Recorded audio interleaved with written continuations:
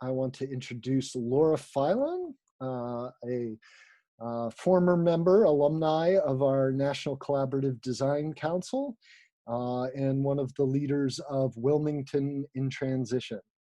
And she will be moderating this wonderful panel discussion that we have coming up. Over to you, Laura. Thank you, Don. Good evening, everybody. I'm psyched to see so many of you on this call. As Don mentioned, I'm Laura from Wilmington in Transition in Wilmington, Delaware. I'm also currently on the Transition U.S. Policy and Politics Working Group, national working group that put this webinar together. I hope you're all excited to hear from our panelists. I know that I am. And forgive me, I'm going to read because I had a lot to say. We'll start off hearing from John, and then Kevin, and then David, as they tell us about what they've been doing and how they've been involved and collaborated with others in their cities in order to scale up resilience at a municipal level. Then I'll ask each of them the same 2 questions, and then we'll move on to a unique question designed for each panelist, and then we'll finish off from the Q&A from all of you. So as Don mentioned, please post any of your questions as you think of them in the question and answer section. We'll answer as many as time permits. And also feel free to share your thoughts and info in the chat window. Okay, so first, a little background on how we came to be here tonight.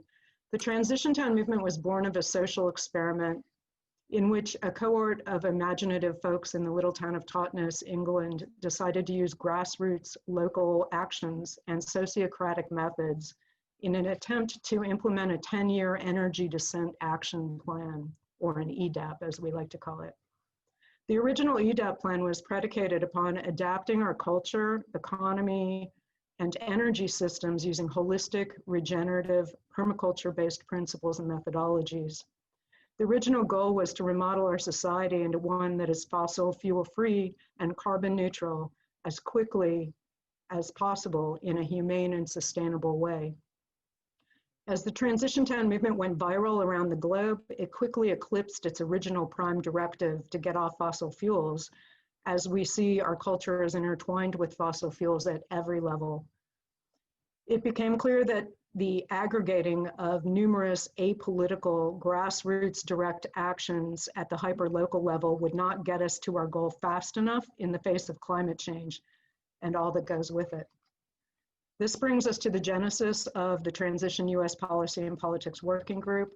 10 years into the Transition Town movement's grand experiment in collaborative social change, we recognize the need to effect policy changes in order to enhance the impact of our local actions. So we are together exploring a range of ideas, tactics, and pathways to up our game and influence policy making, starting at the municipal level. Since there are many ways to work on creating and implementing climate action plans, local resilience projects, and such, we have with us tonight a variety. A sociologist and educator working with a youth movement to create an eco-village town, an energy consultant engineer from the private sector who has lobbied with others, local government to get off of fossil fuels, and a city employee with the Department of Public Utilities who helps organize diverse groups citywide to embrace sustainable living choices as part of a larger municipal plan. So we'll start off, we're just going to keep the same order here. We're going to start off with the illustrious John Foran, who's a current member of the Transition U.S. Collaborative Design Council. And here's his bio, written by him, I love this. By day, John Foran teaches sociology at the University of California, Santa Barbara. Otherwise, he lives a life of engaged social activist academic in global climate justice networks and movements, both at home and beyond. With Transition US, the global tapestry of alternatives, system change, not climate change, 350.org, the Green Party, Extinction Rebellion, and Symbiosis Revolution, among others. One manifestation of this locally is the Eco Vista Dream World at www.ecovistacommunity.com. John believes that just as spirituality remains a wasted gesture unless put into some kind of practice outside of oneself in the world, far too much activism falls short of its potential for liberation and nurturing of loving relationships that life-affirming spiritual practices enable in us. Other worlds are possible. So, starting with John, the first question that we will be asking to all of our panelists is, John. Sorry, I think we just give a general intro to each of us. Oh, right, I'm sorry. Yeah, I totally skipped it. We're going to be hearing the 6-minute little intro. So John, take it away. I'm sorry. And thank you for the introduction. I should take a few of those groups off the list. As a result of a retreat, I realized I was doing too many things, not all of them as well as I would like. So I'll update that for you sometime.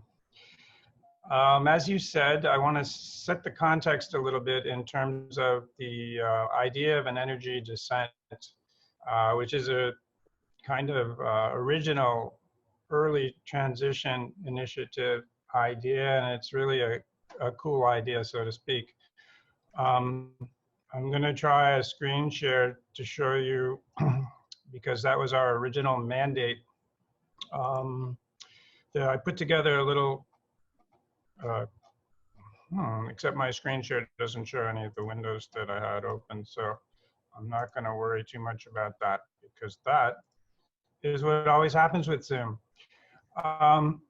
It doesn't matter. I've put together a little document that we have on the EcoVista website. As Laura said, it's ecovistacommunity.com, and I'll be referring to it from time to time rather than showing you the highlights as I hoped to, but that doesn't matter.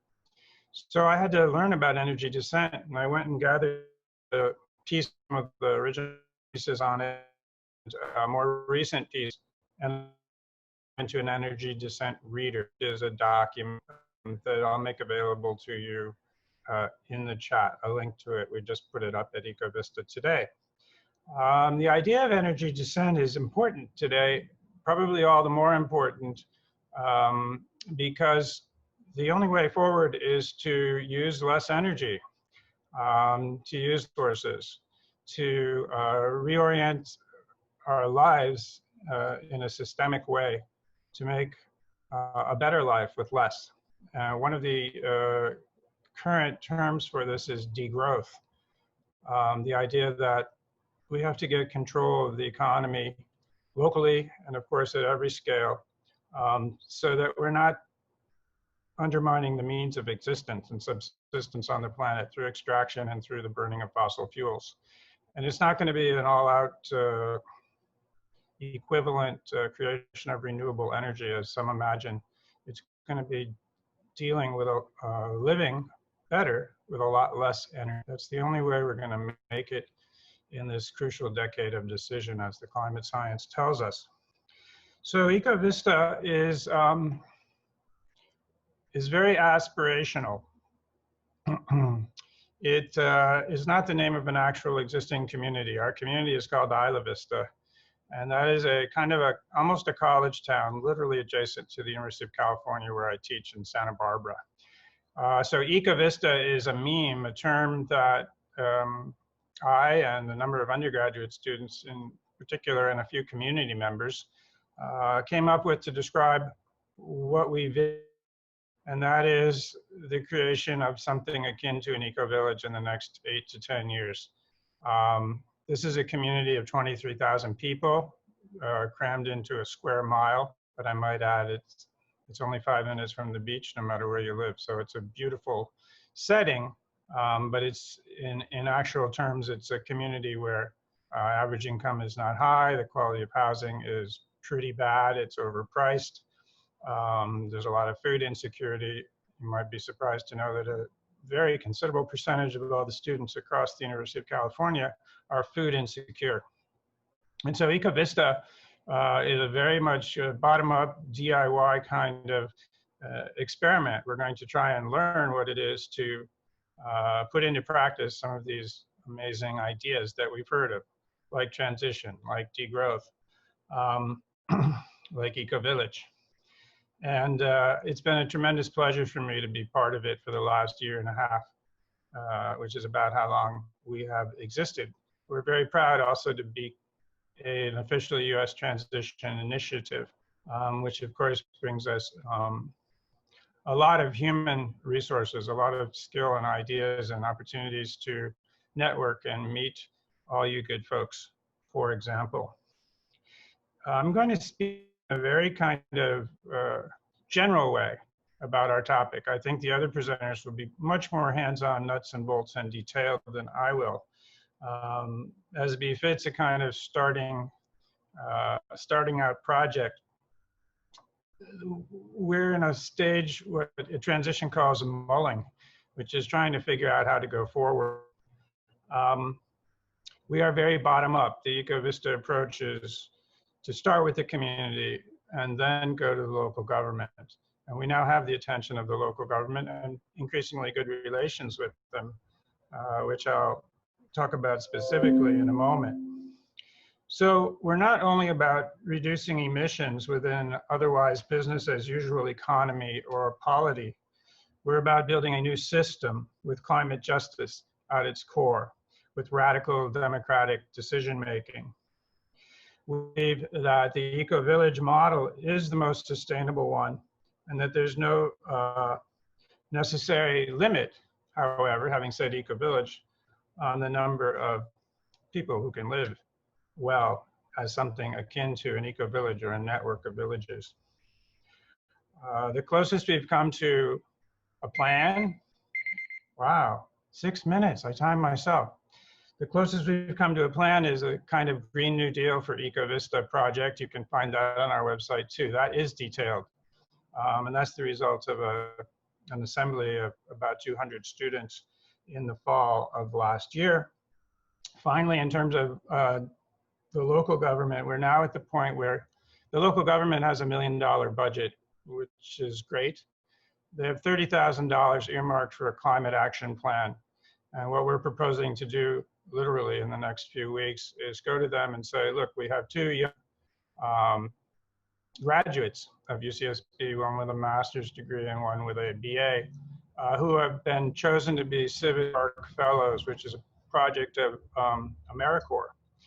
And the way that works is we have to raise money to make it happen. And so we're going to go to this civic community service district, that's the name of our government, like city council, and ask for the $30,000 they've set aside to employ these two young people for a whole year.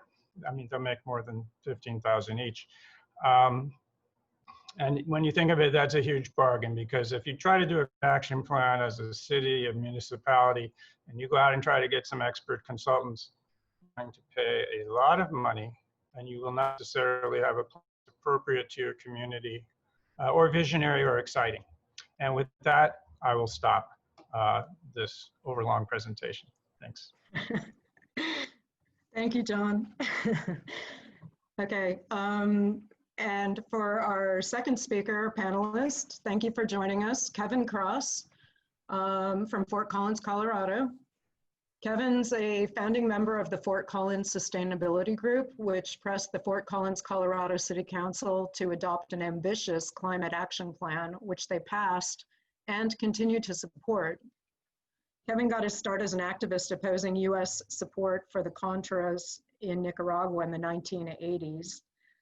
He has a BS degree in physics from the University of California, Davis, and an MS degree in mechanical engineering from the University of Wisconsin-Madison. Kevin currently works as a senior engineer for a small energy consulting firm and is registered as a professional engineer in the state of Colorado. He also convenes the Colorado Coalition for a Livable Climate, which develops and advocates strategies for reducing Colorado's greenhouse gas emissions to levels supportive of a livable climate. So take it away, Kevin. Thank you. Thank you for that introduction, Laura. So I'm going to be talking about the evolution of the City of Fort Collins climate action planning process. That process has gone through 3 phases and is currently part of the way through its 4th phase. So we'll begin with the first phase. Fort Collins adopted its first climate action plan in 1999, recognizing a little ahead of the curve for US cities that climate change was a serious problem and that cities should take action on this issue. There was one goal: to reduce community, and when I say community, I mean citywide, not just the municipal emissions from city government, by 30% compared to what they called the business as usual case by 2010. That wasn't really a very ambitious goal. It meant keeping greenhouse gas emissions roughly constant. A couple of people who became founding members of the Fort Collins Sustainability Group, or FCSG, were part of the planning process initially, although there was no such thing as the FCSG back then. So that takes us to the second phase. By 2005, the city was pretty far off track with respect to its plan. Emissions were rising quite substantially, but no one was really raising the alarm. The FCSG formed that year by people who were interested in the Seattle mayor's call for US cities to sign on to the goals established by the Kyoto Protocol, from which George W. Bush had just withdrawn the United States. So we all quickly learned about the city's climate action plan, figured out that the city was off track, and decided to commit ourselves to getting the city back on track. So this was initially a 2.5-year process.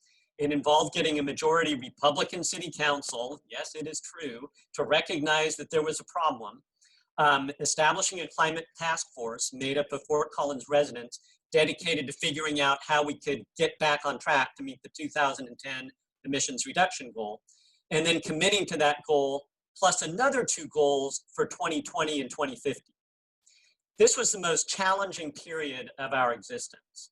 Since 2008, when this second climate action plan was approved, there's been increasing support both from city government and from the community as a whole. So after adoption of the second climate action plan, we stayed engaged in the political process, and in particular in the budget process, to make sure that as many of the actions recommended by the city's climate task force were funded as possible.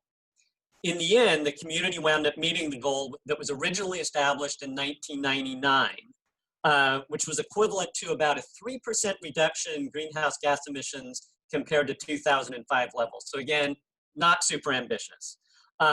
This was despite, however, pretty significant population growth. We did have a little assist from the Great Recession of 2008, 2009 as well.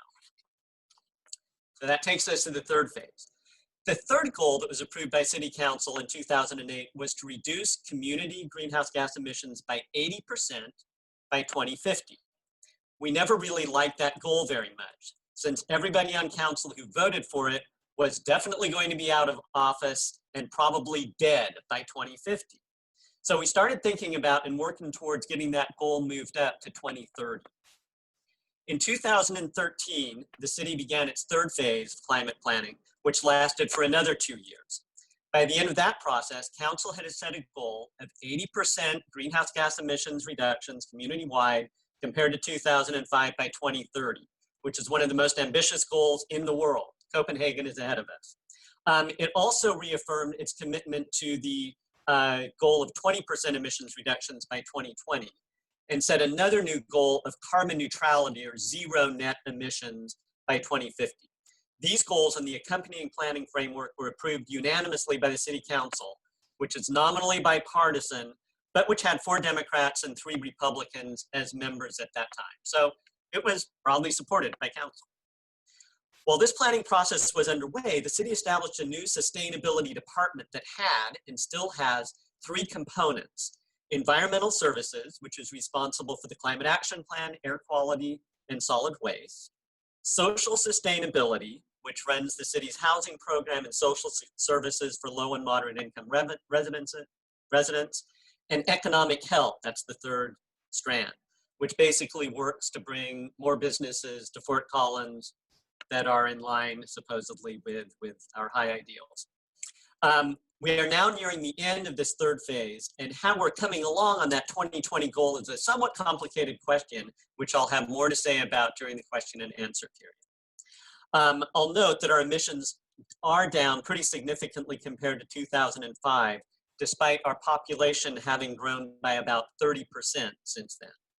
Much of that reduction comes from declining emissions from electricity use, both from lower use per person and lower emissions per kWh generated as we move towards more renewable energy mix. Emissions of methane from our landfill have gone down pretty substantially as well. I should say that Fort Collins is kind of special because it has a municipal electric utility, which allows the city to offer both carrots and sticks to encourage people to use less electricity. Fort Collins is also co-owner with 3 other municipalities of an electric generation authority, which gives us some say over how our electricity is produced and how quickly we adopt renewables. So that brings us finally to the fourth phase. The city is now about a year into the process of planning for the 2030 CAP goal, that 80% emissions reduction, under the name of Our Climate Future. This has involved gathering much more community input that was gathered during the first 3 phases through a fairly involved and thorough public engagement process. The scope of the plan has expanded based on input received from the community to include addressing things such as food supply, jobs, housing, water, equity, and transportation, in addition to the climate action plan's past focus mainly on greenhouse gas emissions, energy, and solid waste. The next step in this fourth phase, after the community outreach process is completed next month, will be to build detailed climate, energy, and waste plans. City staff has said that they're not sure yet whether there will be 3 plans or just 1. The Fort Collins Sustainability Group has been involved in this planning process as it has for the past 2, but we've had a lot more company from other community members and organizations this time, which we see as a very good thing. We're looking forward to seeing where this process goes, and we think that we have a reasonable shot at meeting that 80% greenhouse gas emissions reduction goal in 2030 for reasons that I'd like to postpone discussing until the question and answer period. So thank you for your attention, and I look forward to speaking with you more.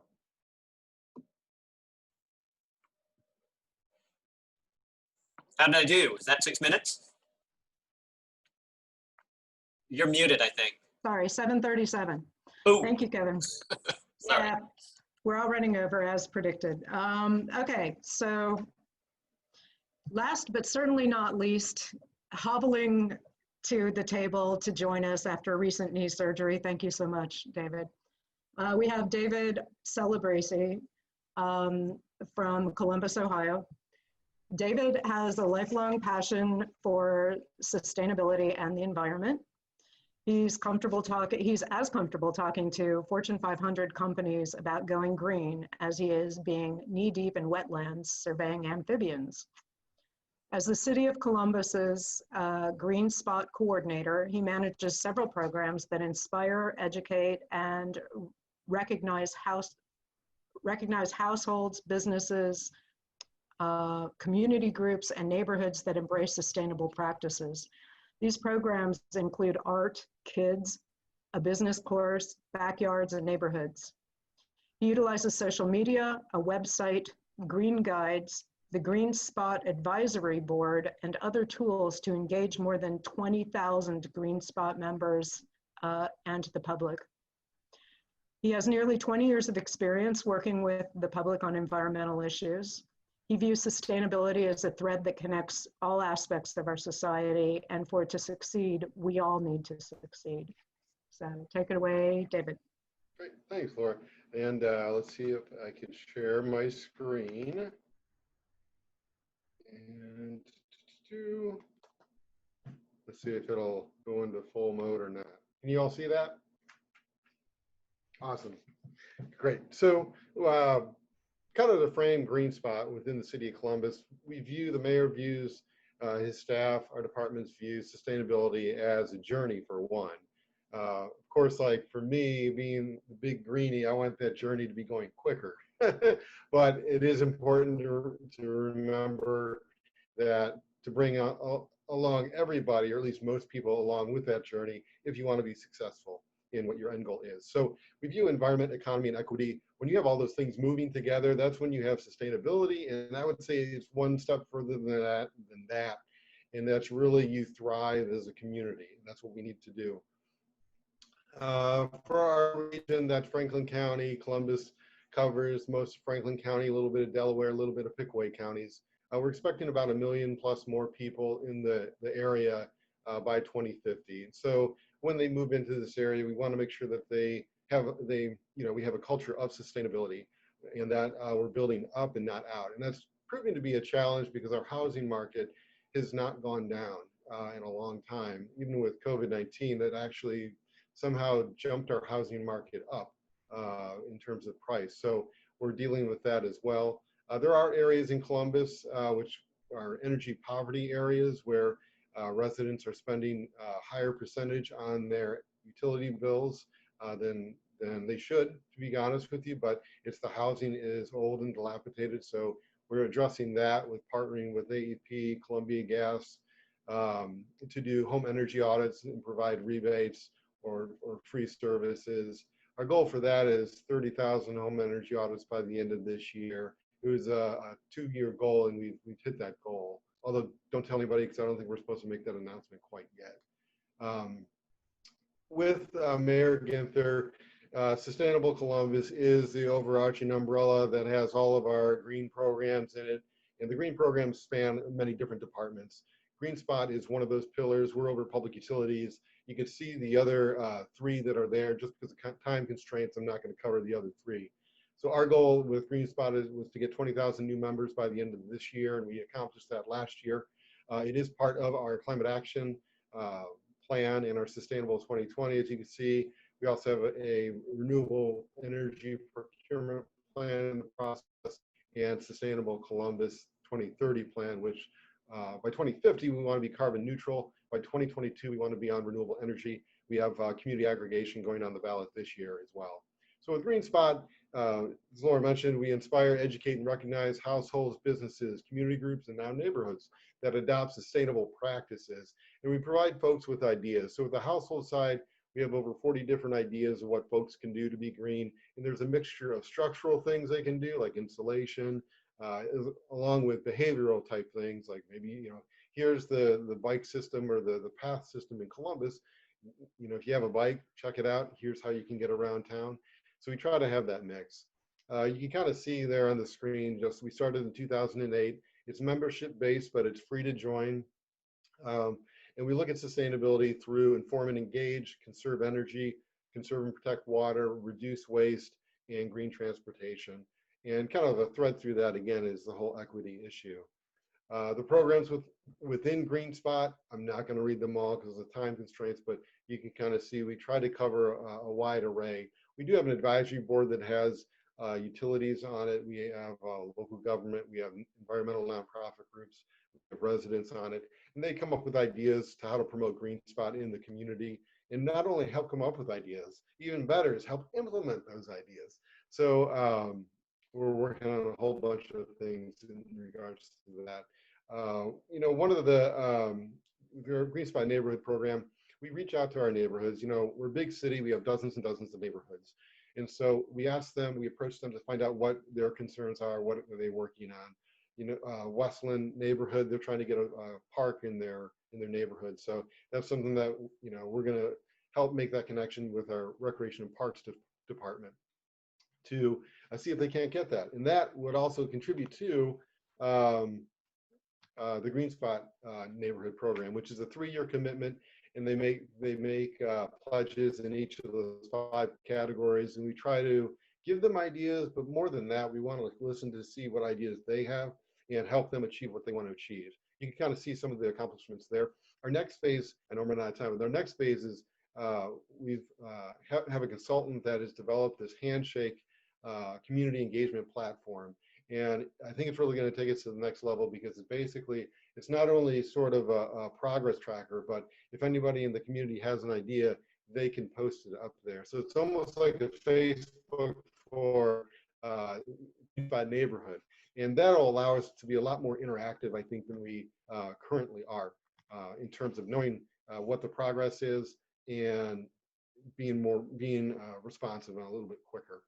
So let's see here. These are just some of the savings collectively our folks have seen. This is very conservative. The one challenge we have is that once people join, keeping them engaged. And not only keeping them engaged, but having some type of accountability, since it is a voluntary program. You know, we don't want to alienate, but on the other hand, we don't want to have it be where they join and then they don't hear from us or they don't do anything. So with that, I'm going to stop there because I know I'm hit the 6-minute mark.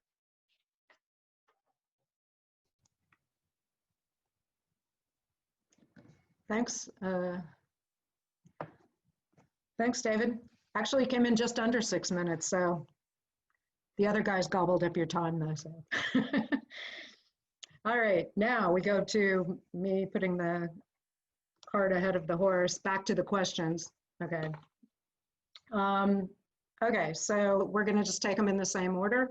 We have approximately 3 minutes each for you to answer. Okay, so we'll start with John.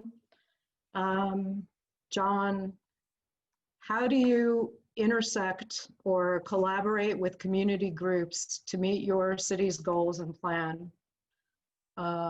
What worked best to inspire enthusiasm and participation from the community? And you can adapt that question to fit your situation. Thank you. Well, Ecovista is really starts from the community.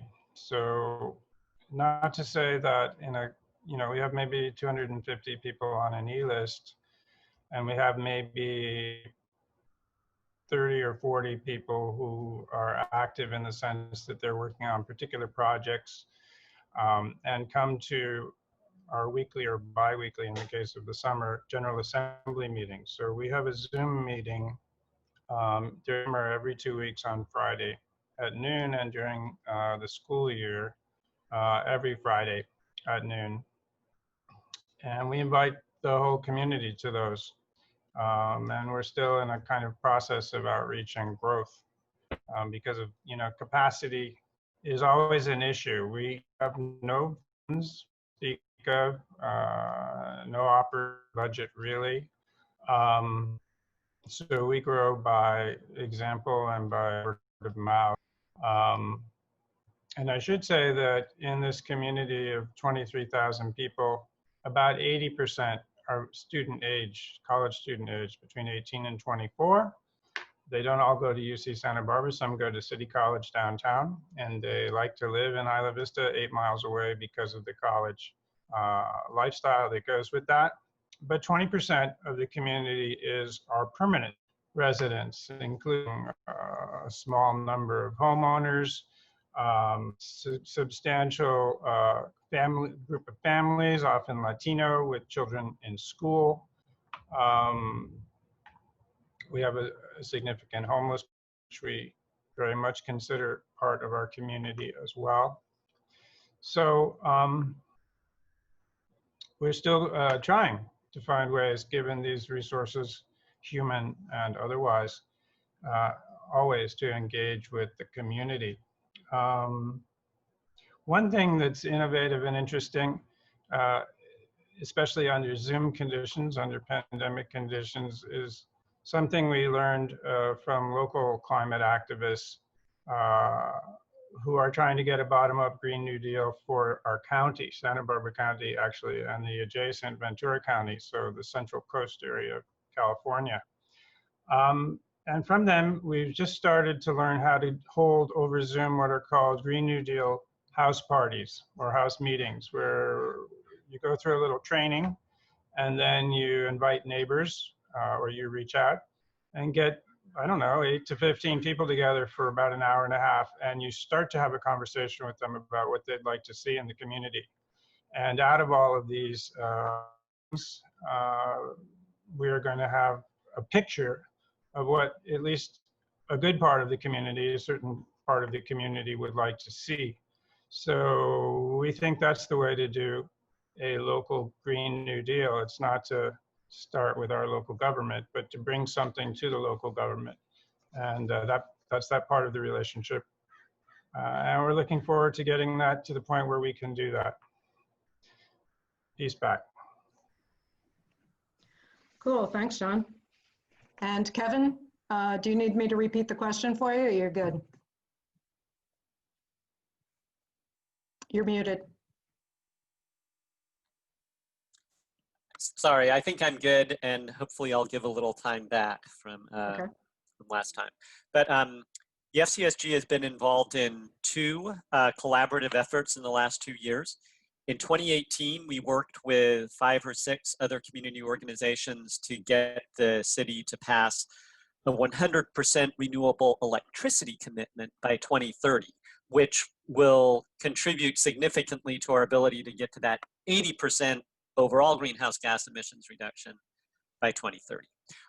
So these are other groups in the community who are also interested in this. Together, we were a pretty potent force at city council meetings. And it took us 5 or 6 months, but we got city council to make that commitment. And, you know, this has some meaning because, as I said previously, the city is part owner of the local utility. I should also say that community groups in the other towns served by the Platte River Power Authority, that generating authority, engaged in similar efforts. So we've kind of moved the generating authority to adopt that 100% renewable electricity goal. So that was exciting. The second thing that we worked on was a climate emergency declaration that was brought forward by Extinction Rebellion, which I know John is involved with. These were people who were younger than us, and a lot of people of color were involved in that. And they were very passionate about getting the city to realize that, you know, this is an emergency. It's not just climate change. It's you know, it's a real crisis. So we worked with them to get a climate emergency resolution passed, which, you know, some council members said, well, we're already doing this, you know, of course we'll you know, we're in agreement. But a couple of things that we got in addition to just the feel-good declaration were, first, Indigenous representation on our community advisory committee for the climate action plan. So the city made a commitment to do that and to do more outreach to communities of color generally. And the other thing that we got was a commitment from the city to continue looking at its longer term goals to make sure that they were still in accordance with the best available science. Because we would like to move that net zero by 2050 goal up, because we think it needs to, based on what the Intergovernmental Panel on Climate Change is saying. So that gives us a reference point to go back to and get the city to become more ambitious in its goal setting once again. So I'll end there and happy to answer questions about that during Q&A. Great. Thanks, Kevin. And David? Sure. So like in Columbus, in like most large cities, I think the transportation and the building sector are our largest source of greenhouse gas emissions. And so we do have some programs that are focused on those. We have our Smart Columbus over on the transportation side of things that look to connect people with existing mobile options that are out there to let them know what is out there, and then also to increase ridership with, say, our Central Ohio Transit Authority, and connect people through apps and things like that. Not only apps, but also like if folks don't have a bank account, you know, they could go to like the Kroger or the Giant Eagle and get you know, a bus pass or some type of a pass that will benefit, that they can use with the different types of mobile options that are out there. I mentioned earlier, just with on the building side of things, you know, we passed a benchmarking ordinance fairly recently this year, and also just with the housing sector. So we focused in on there again, looked at the energy poverty areas in town and the opportunity neighborhoods, and worked with collaborators, AEP Ohio, as well as Columbia Gas, to reach out and see if people will want energy audits.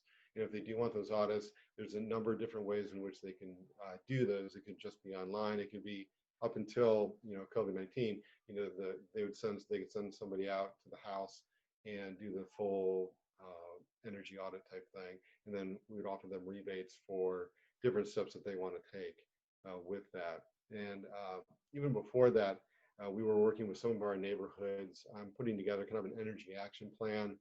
And they had goals they had to meet in terms of energy audits that were done, and also recruiting new GreenSpot members, things of that nature. They hit their goal, and AEP Ohio donated like $10,000 or granted $10,000 for energy upgrades to like the Thurber House and Kilton Miller, I think, school. And speaking of which, there's a Cristo Rey High School that we worked with them, and their students actually went out and witnessed some of those home energy audits. And it was a way to kind of demonstrate that there are real jobs out there.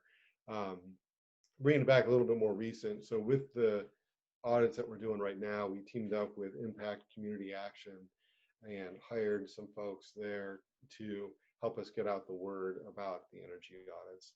You know, in terms of like the GreenSpot program, we tried, and this goes to one of the challenges that we face, we try to thread it through a lot of the city's environmental programs that are out there. You know, we're not always successful. City of Columbus, the government, has about 8,000, 9,000 employees, and I wish they were all, you know, really green, but they're not. And so to that constant struggle we have, making sure everybody in the city at the departments knows what's going on so we can partner up. Recreation and Parks, we've teamed up with them on a whole bunch of tree initiatives to increase our tree canopy. And that's with, you know, again, with the neighborhoods and getting the neighborhoods impact or feedback and input on these projects. Cool. Thanks. Okay, moving on to question number 2. Okay, we'll go loop back to John again. How do you think your group's endeavor or scope can support or expand to include other transition goals for a resilient community, including energy, economics, environment, and equality? Well, thanks again, Laura, for the question. We were given these questions in advance, but of course I couldn't remember them. I'm totally unprepared and taking this as spontaneously as they come. We are a transition initiative, which gives us the advantage of coming out of the framework, the holistic framework, the systemic alternative framework, and the openness of that framework, the democratic nature of that framework. It's tailoring to each specific community. That is the transition model. And so in addition to all of the very amazing sort of carbon reduction programs and plans that we're starting to hear about from the people that really do this work, namely David and Kevin, we're involved in sort of more indirect approaches to the problem. For example, I mentioned the food insecurity on college students. There's a lot of, paradoxically, in such a community, there's a lot of green space. There's a lot of really great parks. There's a fair amount of farming, gardening going on. It could be a lot. And that's something I can tell you that college students are really into for a variety of reasons. Other on the transportation question, we're pretty lucky there because the job of 80% of our population is to go to school. And you can walk to school and you can bike to school. Actually, bike congestion is a real issue and bike accidents do happen. But we're very fortunate in that sense. There's not a lot of, there's a parking problem. There are no sidewalks. People walk in the street, but don't have a big carbon footprint there. What else to speak of? I think those are sort of transportation and gardening are probably the two ways in which we kind of systemically are trying to reduce emissions and by living in a very different way. I could say more about cooperative housing, which we need. There's some great co-ops that are substantially more inexpensive for students to live in, including bulk purchasing of food. We have a great food co-op, as opposed to the vast majority that are living in apartments the worst. I tell the story and I'll end with this because I know my time is going. In one case, there's a 4-bedroom place on Del Playa, which is the street that overlooks the ocean. 4 bedrooms, 19 students living in 4 bedrooms, and $19,000 a month is the rent. So we're looking for housing co-ops. He's back. Thanks, John. Kevin, do you need me to reread the question to you? Please do, yes. Okay.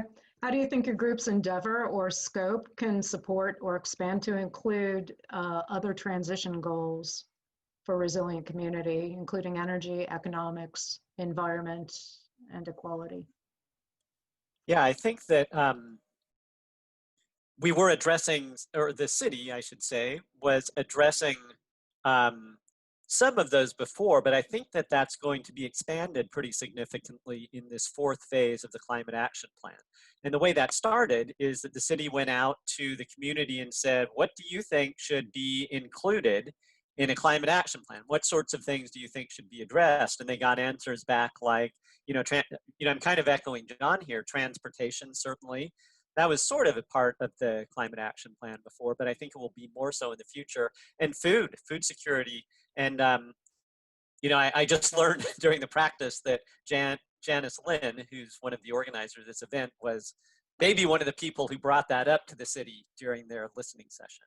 So I think that, as the climate action plan or program expands, it's going to draw more people in who are excited about how they might meet their need for locally produced, inexpensive food, for transportation, for jobs in a green economy that they can feel good about, and will, increasingly participate in the climate action plan and in actually moving the climate action plan forward as part of that. Excellent. Thanks. Okay. Was that it? Okay. So now we have an individual question for each of you where we've allowed 5 minutes per person. Starting off with John. And you can, up to 5 minutes. You can take less if you want. We are running behind. Question for John. How can a climate justice orientation and movement create a systemic alternative? Thank you for a tough question, Laura. And I owe you probably 5 minutes from my previous going over. So the premise of the question contains the answer. If we want sustainable world, there has to be climate and social justice built into it. If we want local governments to take climate seriously, we have 2 alternatives. One is as social movements to put pressure on them, and as Extinction Rebellion is doing, and trying to get local governments to declare a climate emergency. Most spectacularly accomplished at the national level in the EU, where Extinction Rebellion started. And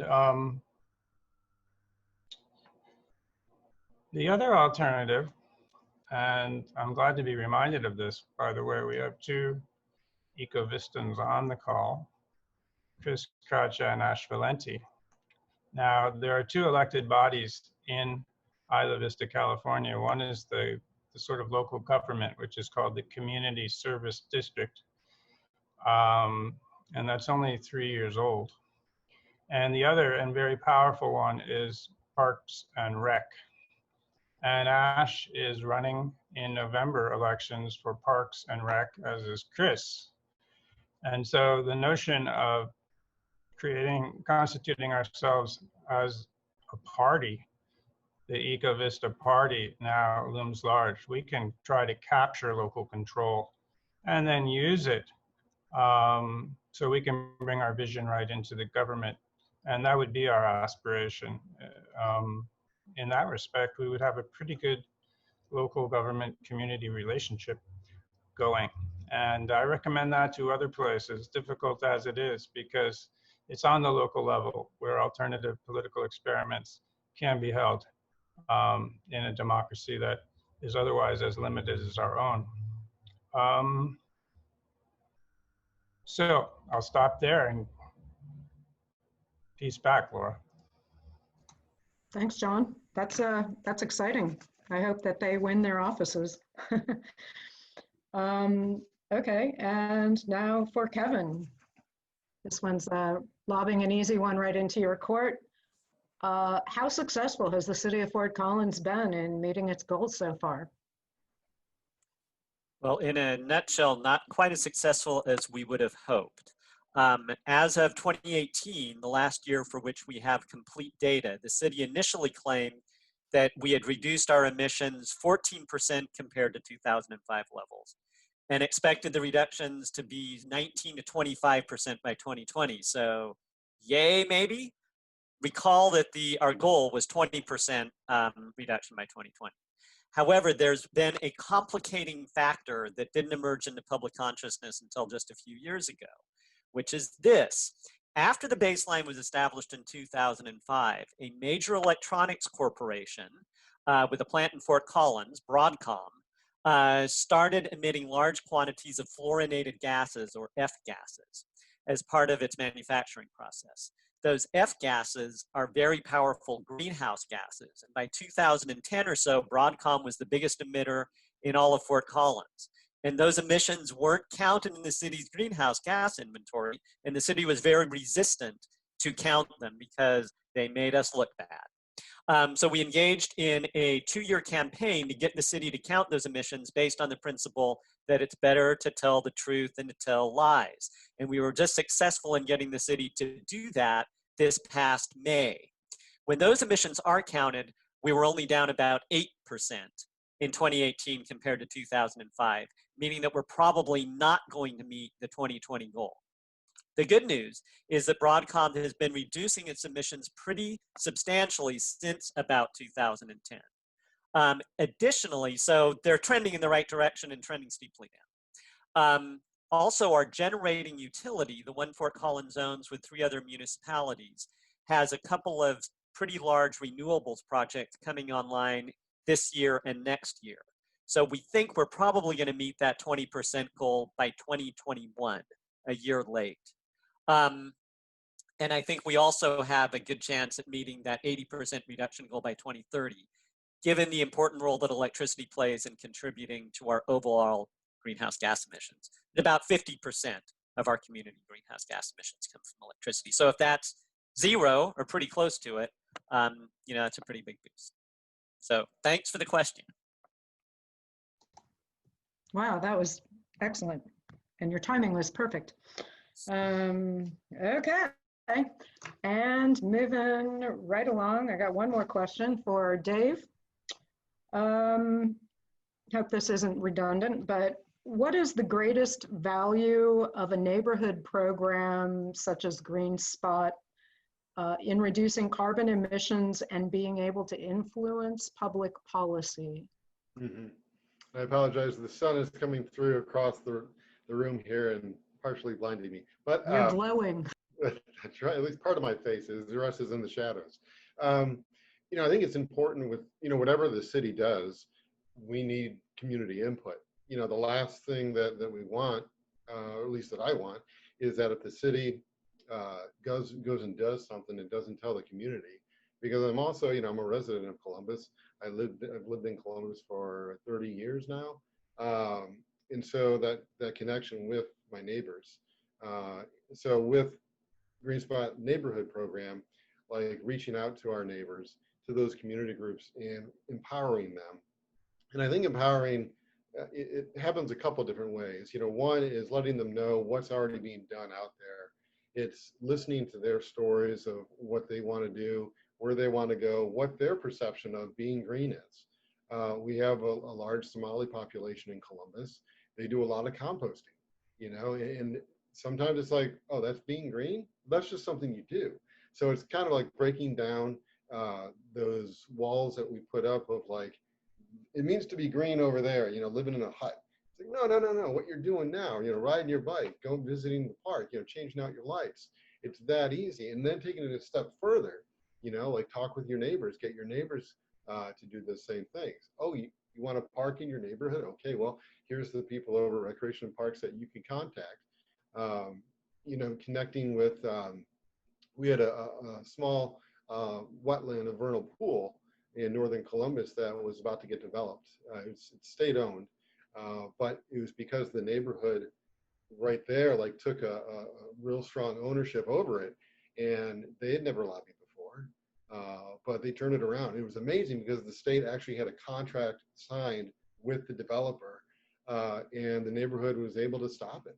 And now, not only that, but now the state is actually we really like this urban oasis. It's 17 acres, and I think there's about 10 acres of vernal pool in there. They've had thousands of people come in, and they've educated them, the neighbors educated them about that place. So it's connecting people and then hearing them out, trying to empower them. I kind of joke, with GreenSpot, it's inspire, educate, recognize. And then the fourth thing there is, becoming a headache to me, be like, Dave, you aren't doing enough. Who do I contact about that? That's a good position, I think, for me to be in, to be honest with you, because, if somebody's like, yeah, you're doing enough, that's all right. When our emissions continue to go up, we need to take that extra step. We always need to be pushed. City government, as we've heard, well, any level of government really, there's a million things drawing our attention. And if environment is important to you, which I think should be important to everybody, you need to make your voice heard. If you don't feel comfortable doing that, look at some of the local groups that are out there that are involved in that space. We have I think it's a nationwide thing, but the green drinks, again, before COVID-19, where folks who enjoy sustainability come together. People who are interested in sustainability and come together and talk about different topics. And then from that, it kind of grows like a base of people who really care about this. And those people have, they have jobs. When they go back to their job, they're asking their folks at their job, like, hey, how can we be more green? And we have a business side of the program that we help them with as well. So I think I'm over my time on that, but I'll just kind of stop there then. Actually, you're not if you have more to say, but that's okay if you don't. Oh, well, okay.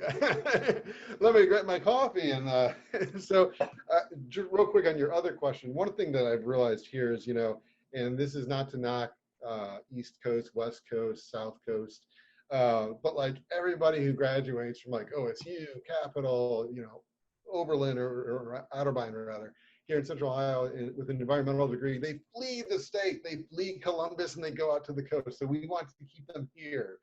So one thing we're working with our business community to try to develop more green jobs, more sustainability manager jobs at companies here in town. So it's almost developing, we have a pipeline of talent. We need to have that end goal of keeping them here through good paying jobs. Cool. All right, well, that was all the scripted questions. We can open it up to Q&A at this point. Looks like we have a few questions. Did you want to go through those, Don?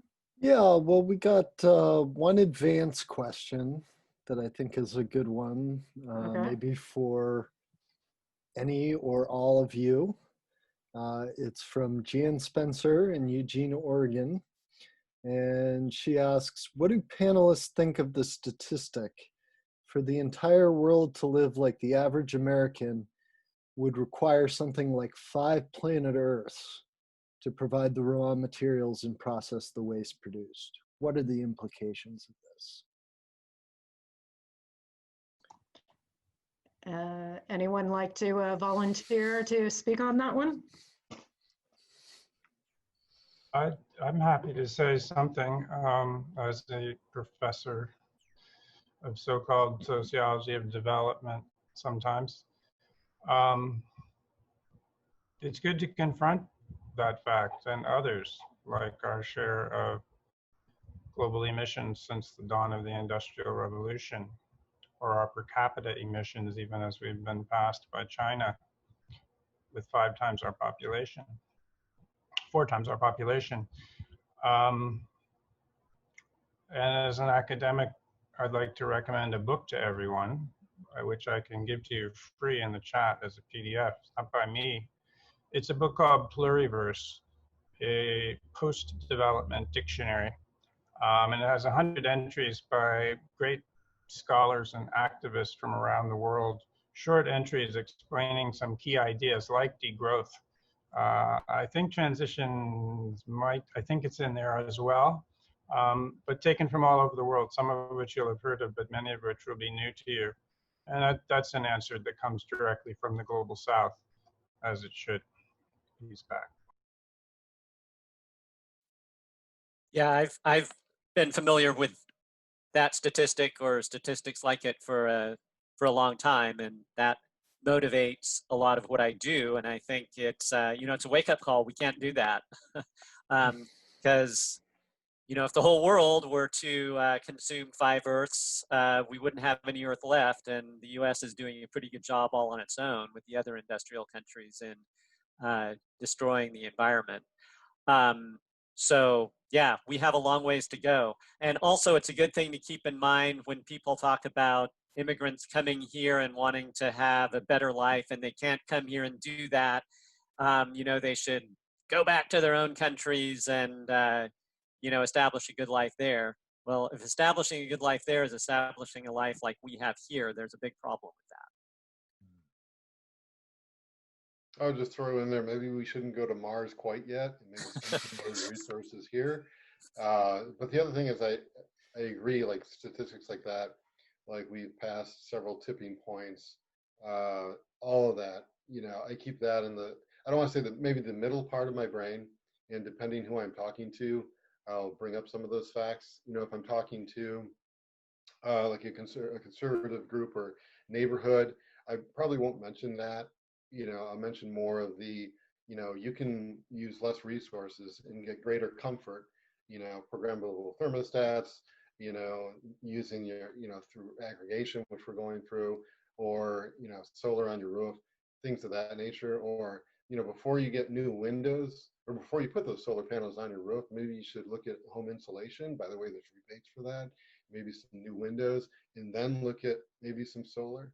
So yeah, I think that it's important to keep those in mind and bring them out when you know how your audience is going to react to that, or what type of reaction you're expecting from your audience.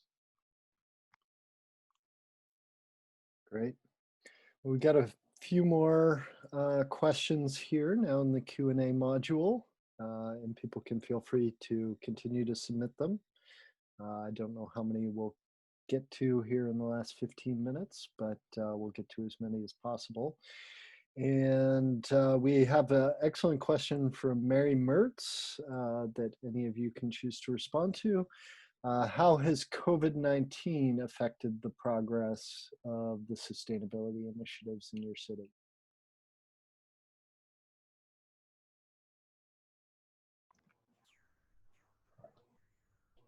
Well, I'll take a stab at that one.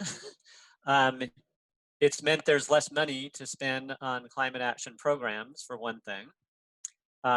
So that's bad. We don't know yet how it's impacted emissions themselves, if that's grammatical, which I'm not sure it is. But it's probably decreased them.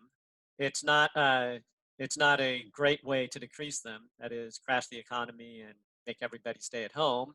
But part of me says we need to decrease greenhouse gas emissions really badly anyway. So, that's at least a silver lining. I know that the state of Colorado has done some analysis of how COVID is impacting statewide emissions. And, the answer is they've been going down, not phenomenally, but, certainly somewhat. So that's about all I've got. I don't have details for the city of Fort Collins, unfortunately. I'll just throw out there for Columbus, one thing, and it's not unique to Columbus, but just the mental toll of being in a pandemic and everything that, goes along with that. It's, in addition to the health issue, then the social, interactive social issue. So obviously that's put our work, I don't want to say on hold, but it's certainly postponed a lot of things like a climate action plan. We're a few months behind on that. With the GreenSpot program, like last year, I think I tabled or gave presentations 50 or 60 different events or things like that. This year has been virtually none. And so I think it does force us to look at creative ways to get out to the community. And one way that I'm still searching is, how do you reach people who don't have computers, right? Like, what are some ways? We have our utility bill, our water bill insert. That's one way, but it's a very small way. So another way it's impacted our work, I guess, in a more, positive way, is one of our partners has put air quality monitors in downtown Columbus for, I think it's for ozone, or particulate matter, PM 2.5, I can't remember which, but to see if this is going to make a difference, and if so, what difference. Several of the businesses that we work with in the Columbus Partnership, which is the kind of like the Chamber of Commerce for larger businesses in town, they're working with their members to come up with work at home policies. A lot of businesses were thrown into, like, you're going to have to work at home. Oh, we don't have a policy for that. How do you do that? And so they're developing that. I've had several folks tell me that, before, there was no way that their company was going to let them work from home. But after COVID-19 hit and everything shut down, they developed, work from home policies pretty quickly. So we're hoping to expand that. And that's another thing we're working towards. Just quickly throw out that just as COVID-19 is the biggest deal since, say, the climate crisis itself, it's obviously having an impact everywhere, in every sector of global society, in the universities, of course, and in schools in general. We're looking at an autumn that's going to be, is going to have to deal with the fact that we really can't meet face-to-face safely. And we're lucky in the sense that, at least at the university level, we are able to teach remotely and to learn remotely. We're very lucky in that. And as Ash pointed out in the conversation, that Zoom meetings, much as we all hate them, like this, and like the ones we do in our work, and like the ones we do in our political work, bring together people that we wouldn't normally be meeting face to face. And so we're here to learn, and we're here to share what we know. And that's what I call the cosmic lining of this crisis. Peace back.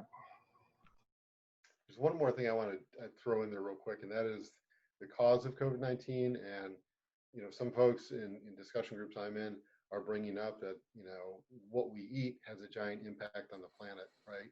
And this is an opportunity to try to address some of those agricultural decisions for the CAFOs, for, maybe going a little bit more vegetarian, a little bit more vegan.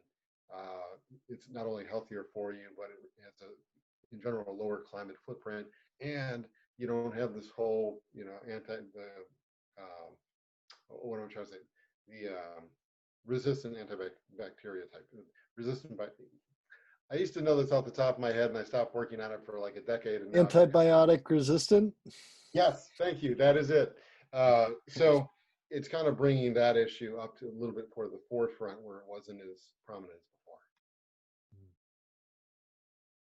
Yeah, definitely. Another excellent question here from Shari Stuber with Transition Town Media in Media, Pennsylvania. How would you advise a citizens group to begin crafting a sustainability plan in their municipality?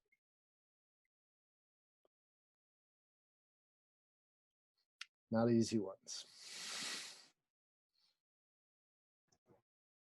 I step back.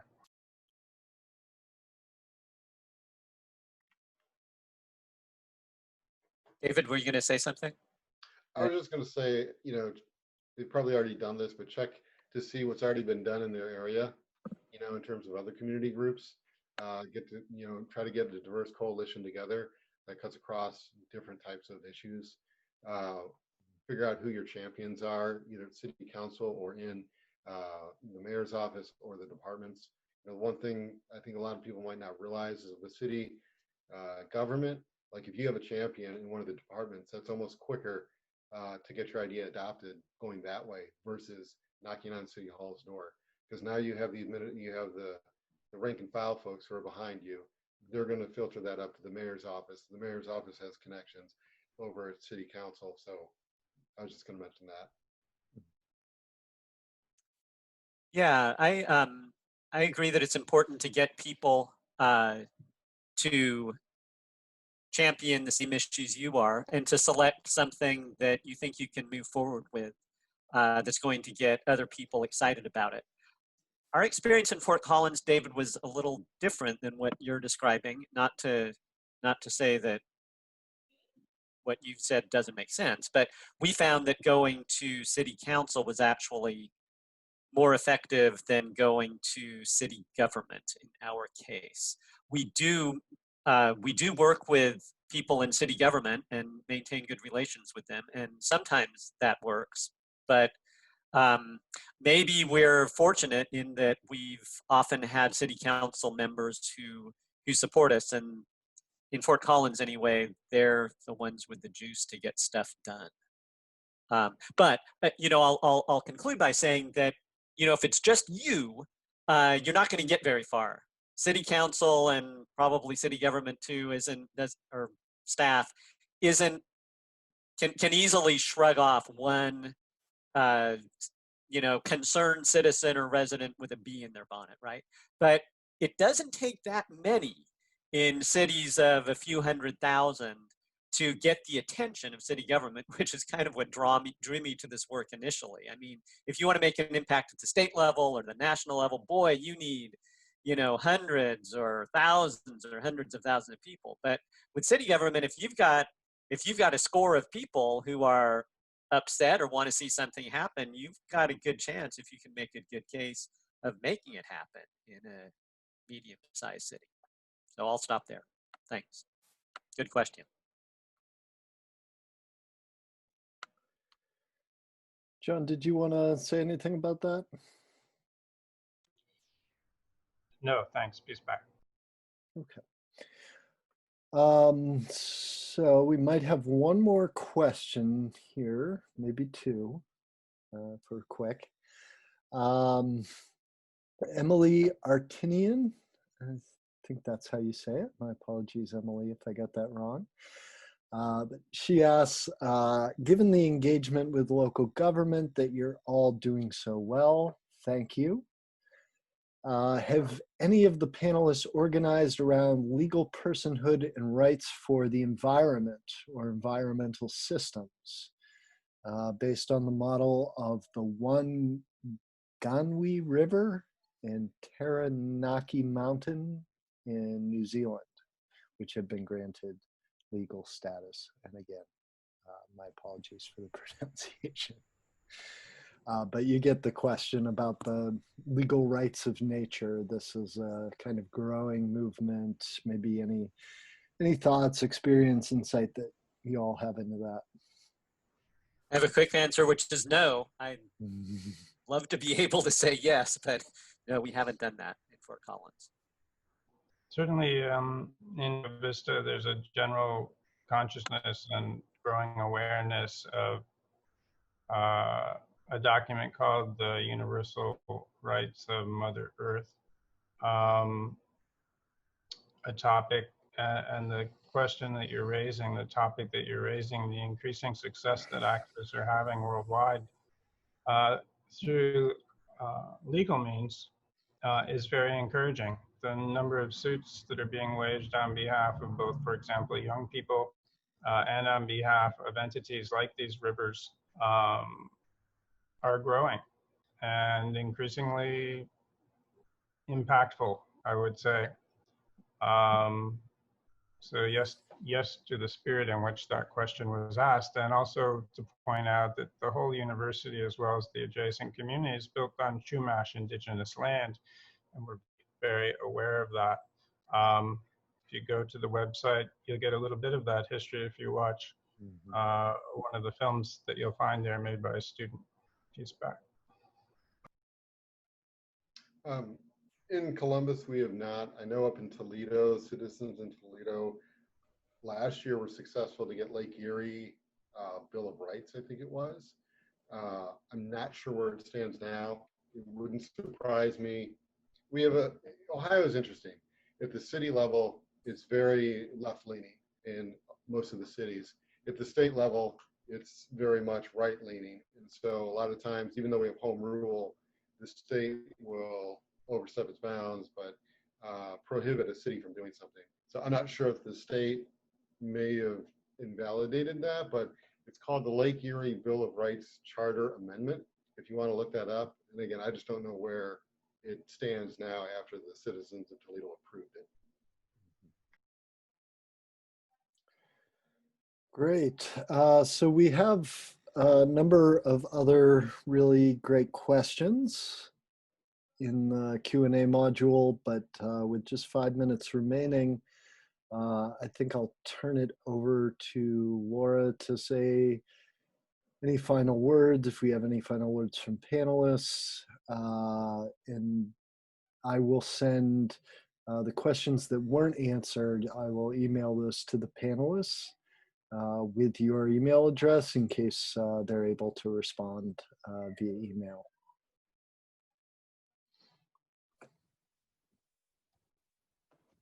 So back to you, Laura. Thanks, Don. Yeah, there were some great questions, and I could think of at least a dozen more as I was madly scribbling down, trying to take notes when you all were talking and answering. I just wanted to say that when we were wrestling with trying to format this webinar, we realized it's a huge topic, and we could probably speak for hours to any one of you panelists, and probably others as well who just couldn't make it at this particular time. So we discussed, based on some of the questions coming in, we figured we wouldn't be able to answer them all. We are going to take a look at those and plan some of their future webinars to maybe do some deeper dives on these related topics that play into the scaling up, because that's really what we have to do at this point. And that's what the Politics and Policy Working Group is really keen on. So on that note, with the upcoming election, if it happens, the next 2 monthly webinars from this working group will be focused on election-related topics, candidate surveys, and we're still fleshing out the exact messages and participants. But I do encourage everybody on this call to check out the Transition US website. The calendar will have, as soon as we have it solidified, they will go up there so you don't miss anything, and sign up for the fabulous Transition US email listserv, because it's invaluable, and it doesn't, it's not like 30 things a week in your email box. So I highly recommend everybody signing up. And I just want to personally thank John, Kevin, and Dave for joining us. Namaste. Keep up the good work. We celebrate your success, and we're with you. Peace back.